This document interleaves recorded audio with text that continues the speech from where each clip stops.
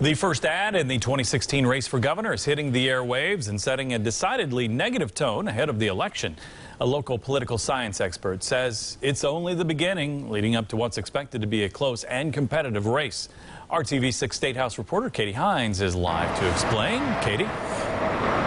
A labor union is targeting Governor Mike Pence in the first ad to air on radio and television, and in it accusing the incumbent of neglecting the state's roads and bridges. Deadly consequences of the neglect of just one Indiana bridge. 2,000 more are structurally unsound. And Governor Pence's priority? Hold the line on spending. Our agencies are funded at appropriate levels. With $2 billion in excess reserves, Governor Pence has no plan to prevent further road disasters. Tell us, Governor Pence, how many lives is your surplus worth? National Union of Operating Engineers Local 150 is behind this 30-second ad that started airing in the last few days.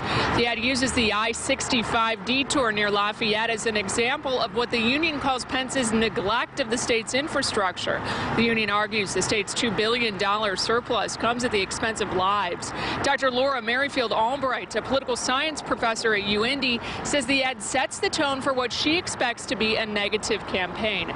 The governor's race could be a rematch of 2012 between Democrat John Gregg and now incumbent Mike Pence, a race that was decided by a margin of just 3%. It's the same characters, same cast, but very different dynamic. I think we had an obviously very lively legislative session, this past legislative session. I think those policies that bubbled up, things that got Indiana in terms of national attention, but also things that really changed in our state. And we've also seen a lot of money early on.